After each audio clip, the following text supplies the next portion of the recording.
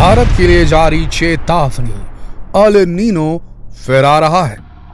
गर्मी की मार झेल रहे देशवासियों के लिए एक और नई चेतावनी आ रहा है।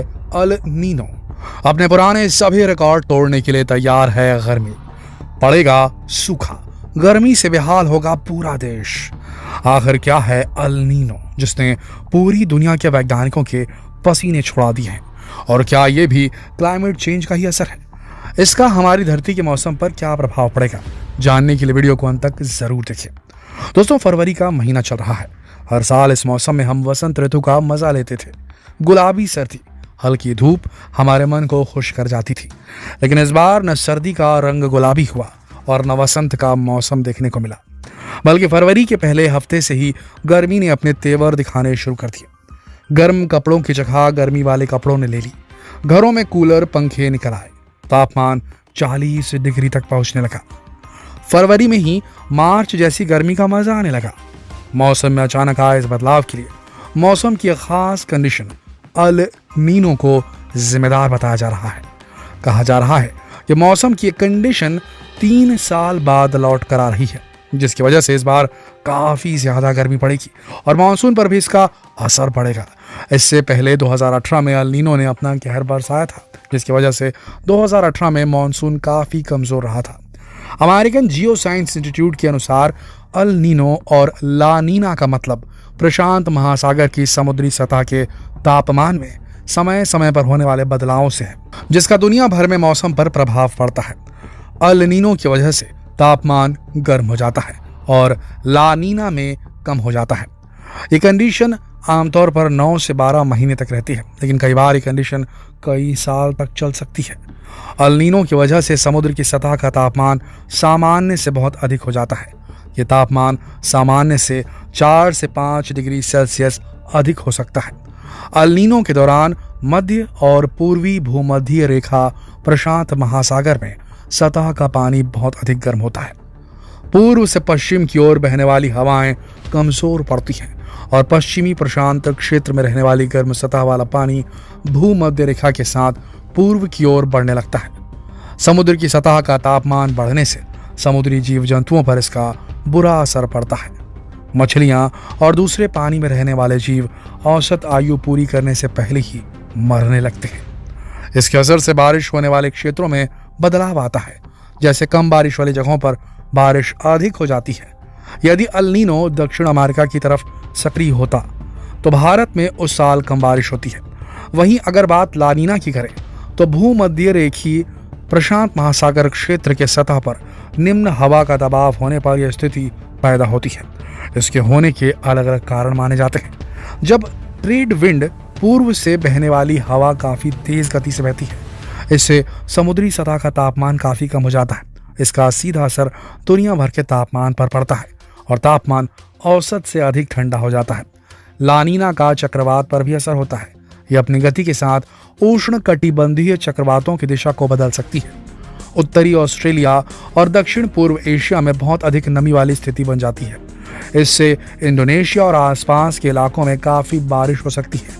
वहीं इक्वाडोर और पेरू में सूखे जैसे हालत बन जाते हैं, जबकि ऑस्ट्रेलिया में बाढ़ आने के आसार होते हैं।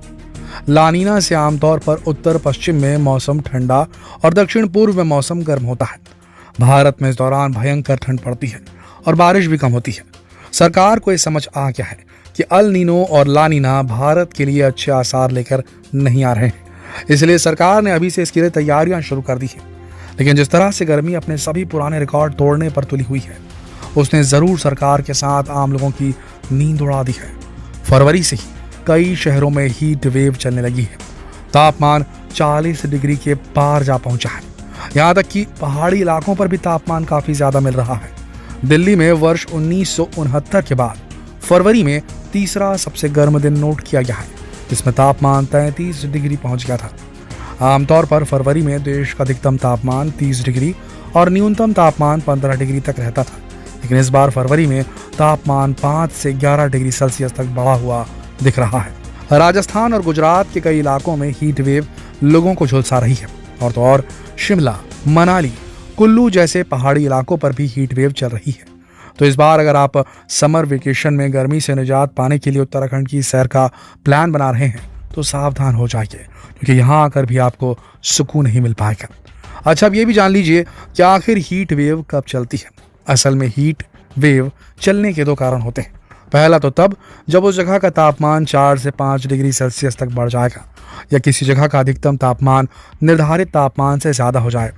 इसका मतलब है कि अगर मैदानी इलाके में 40 डिग्री, पहाड़ी इलाकों में 30 डिग्री और समुद्री इलाकों में 37 डिग्री से ज़्यादा हो जाए तापमान, तब उस जगह हीट वेव यानी कि गर्म हवा चलने लगती है।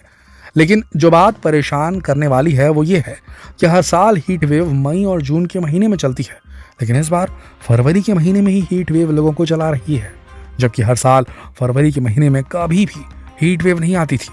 ऐसा इसलिए होता है क्योंकि मई और जून के महीने में पृथ्वी सूर्य के सबसे नज़दीक होती है, जिस वजह से सूरज की सीधी किरणें हमारे ऊपर पड़ती है, जिससे गर्मी ज़्यादा होती है और हवा गर्म हो जाती है।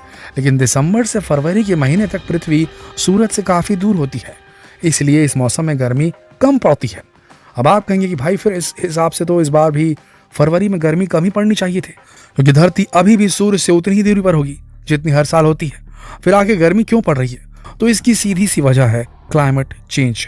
मौसम बदल रहा है, जिसने इस धरती के मौसम को पूरी तरह बदल कर रख दिया है। पैटर्न चेंज हो गया है। भारत के लिए कंडीशन और भी ज्यादा खतरनाक होती जा रही है, क्योंकि आप और हम भी मौसम के बदलते पैटर्न को नोट कर रहे हैं। हम सब ने नोटिस किया है कि आजकल मौसम में काफी तेजी से बदलाव हो रहे हैं। सर्दी में गर्मी पड़ती है, बारिश कम हो रही है, कभी भयंकर सर्दी पड़ती है तो कभी बेमौसम बारिश होती है, और जो बारिश पहले 4 महीने में होती थी वो 2 से 3 दिन में हो जाती है, और बाकी टाइम मई जून जैसी चिलचिलाती गर्मी पड़ती है। और इस बार तो वसंत ऋतु ही गायब हो गई है और सर्दी के बाद सीधे ही गर्मी आ गई है। और अगर यही रहा तो वो दिन दूर नहीं दोस्तों, जब आने वाली पीढ़ियां ऋतुओं के बारे में केवल किताबों में ही पढ़ेंगे, क्योंकि तब तक केवल 3 ही मौसम बचेंगे, सर्दी, गर्मी और बरसात, और इनका भी कोई टाइम फिक्स नहीं होगा। इन सब की वजह क्या होगी? Climate change. और क्लाइमेट चेंज की वजह है हम इंसान। हम अक्सर बिगड़ते मौसम को देखकर गाते हैं कि आज मौसम बड़ा बेईमान है, लेकिन भाई सच तो यह है कि बेईमान मौसम नहीं बल्कि बेईमान हम इंसान हैं, जिन्होंने अपनी ज़रूरतों को पूरा करने के लिए फॉसिल फ्यूल और प्राकृतिक संसाधनों का इतना अधिक उपयोग किया कि धरती खोखली होती गई। और ग्लोबल वार्मिंग की वजह से धरती क्लाइमेट चेंज की मार झेलने को मजबूर हो चली है, और अल नीनो और ला नीना जैसी स्थितियां उत्पन्न होने लगी है। दोस्तों, जिस तरह से हम धरती को नष्ट करने पर उतारू हैं, उस तरह से आने वाले समय में शायद हमारी आने वाली पीढ़ियां न मौसम का लुत्फ उठा पाएंगी, ना ही वो प्रकृति की खूबसूरती को देख पाएंगी। इसलिए हम जितनी जल्दी समझ जाएं उतना अच्छा।